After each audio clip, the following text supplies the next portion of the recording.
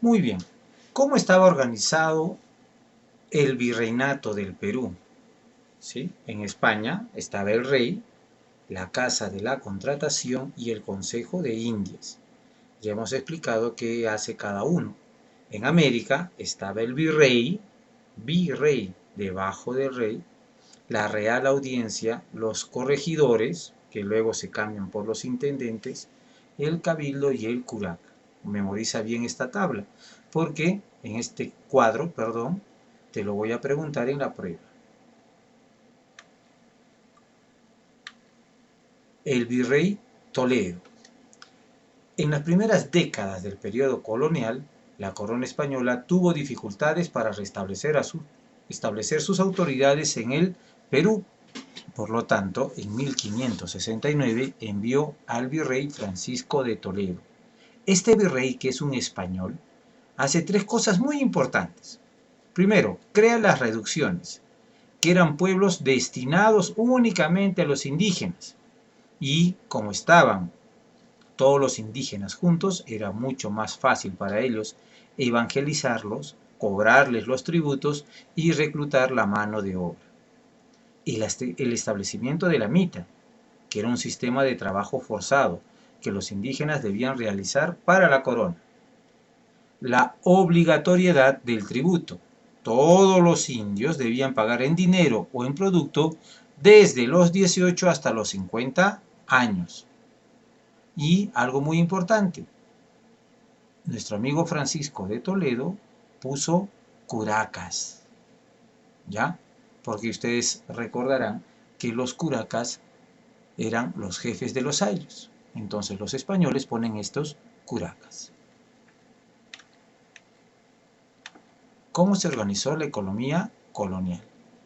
Primero que nada, la minería fue la base de la economía en la colonia, ya no la agricultura. Y como tú ves en la imagen, explotaban a los indios sacando el oro y la plata de las minas hasta que murieran. Por eso bajaron de 3 millones de habitantes a 600.000. La mina de Potosí concentró la mayor producción de plata del virreinato y llegó a tener 150.000 habitantes. Produjo casi la mitad de plata que se extraía en todo el mundo. Imagínate, una sola mina en el Perú produjo la mitad de plata que había en todo el mundo. En Huancavelica se descubrió las minas de mercurio, que en esa época se llamaba azogue, elemento fundamental para purificar la plata. El mercurio hizo posible que la producción minera de Potosí fuera más barata y rápida. ¿Ya? Para esto hubo rutas comerciales muy importantes. Como tú te fijas, la ruta de las flotas y galeones que partía del puerto de Sevilla y de Cádiz hacía el mismo viaje que Colón. A Centroamérica llegaba a Cartagena de Indias y por el Océano Pacífico iba hasta el Callao. Y la otra ruta, que era la ruta de Cabo de Hornos, que era mucho más peligrosa, iba por todo el Océano Atlántico hasta Buenos Aires, cruzaba la Tierra del Fuego, Concepción, Valparaíso y Callao. Esto te hace entender que el puerto más importante en América virreinal era el puerto del Callao. ¿Sí? ¿Cómo era la sociedad colonial? Primero que nada, segregaba bastante, estaban muy divididas las clases sociales en esa época, ¿ya? Y hubo un fenómeno nuevo, el mestizaje. Los grupos étnicos se mezclaron, o sea, los españoles con los negros y los indios mezclaron su sangre y dieron origen a los mestizos. Los españoles, a su vez, se subdividieron en dos grupos. Los españoles nacidos en España, que eran los peninsulares, tenían muchos derechos, mientras que los hijos de españoles, pero nacidos en América, a ellos se les llamó criollos. ¿Ya? Ojo, ¿ah? Los peninsulares y los criollos. Los indígenas, ¿ya? Es decir, los descendientes de los incas. Era el grupo más numeroso, pero estaba sometido a los españoles. Una parte de la población indígena se integró fácilmente a la nueva sociedad.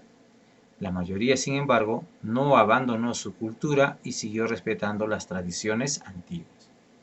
Cuando la población desciende drásticamente, traen esclavos de África, pero estos esclavos no tenían ningún derecho, no tenían derecho ni a la vida. Si un español quería matar a un negro, no había mayores problemas, ¿ya? La mayoría de estos esclavos africanos trabajaban en las haciendas costeñas y en el servicio doméstico.